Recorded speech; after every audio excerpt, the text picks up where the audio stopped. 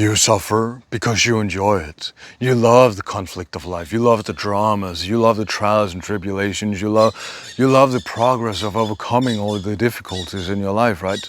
You love this conflict. And so at the same time, you crave peace and happiness. You crave to be free of all these troubles, right? How paradoxical.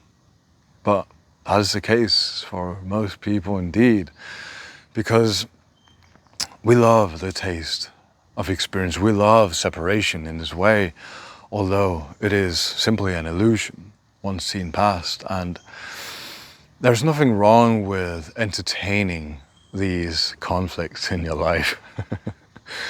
I'm sure they trouble you plenty. So in due time, you will find that seeking more conflict is really without benefit to you, except for the tension that it brings, which most people cling to. They're attached to feeling this grit, right? And I think that is beautiful in its own right. As long as you recognize that you are in fact an addict, you're a suffering addict. And you can't help it but keep looking for more trouble for yourself. Because at least then that brings in a bit of humor, a bit of lightedness, and I think that may just help you a little bit. But it seems to be the case, from my point of view at least, that we're so invested in our own belief systems, however limiting they may be, that we constantly rub against life. We can't quite make ourselves comfortable.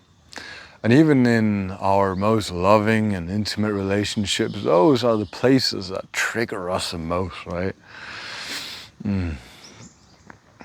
And yet, we wouldn't be without it. Because at a certain stage, we need this difficulty to recognize that we don't have to constantly entertain this difficulty, that we are in fact free of it, but it is simply our continual returning back to this suffering component that keeps it alive. Because you see, without your attention, without your energy going towards trouble, it really doesn't exist. It doesn't register in your experience, in awareness in the same way, because you have nothing bound up. You're unattached. And so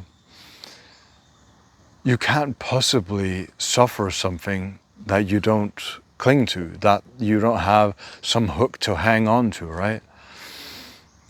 And so people may call you names and do all sorts of things towards you. You may receive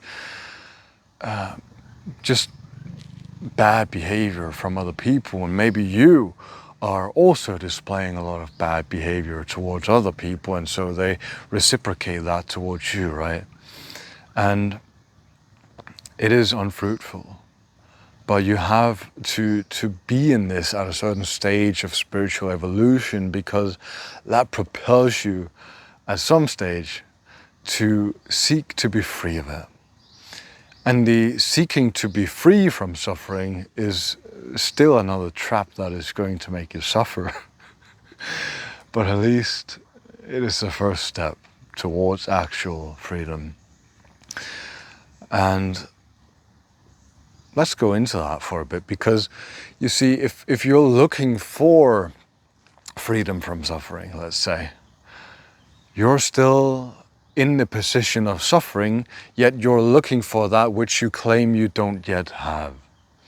You're placing yourself at point A and putting freedom, liberation, and at point B. And so when you adopt this mindset, this belief, there's a distance to travel. And as long as there's distance, or in other words, separation, there will be suffering. That is a certainty in life. And so you have to collapse this sense of separation, this idea that you have to cultivate, to make progress, to change something in your experience. Because the truth is, when you are able to simply meet the moment as it is, when you when you simply pause and take in what is available in each and every moment, you see that there's no distance to travel to recognize a peace and happiness found in your heart, found at the core of your being. It is right here, available to you right now. And we return over and over back to the tribulations, only then to realize that we're back in the trap and we want out yet again.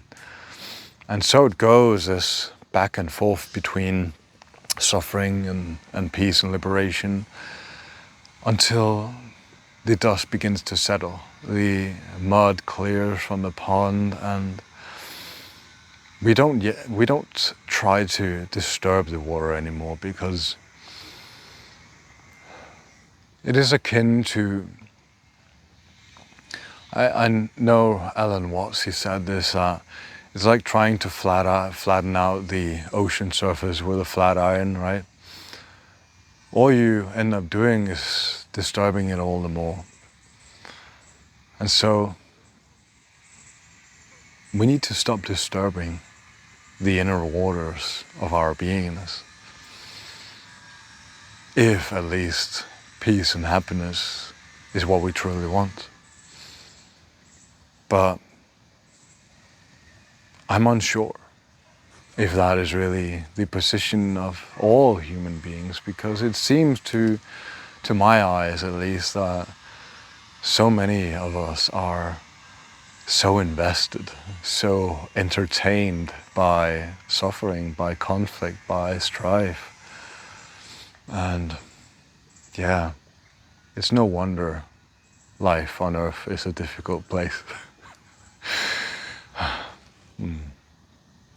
I think that is all. Wish you all the best. Take care. Bye.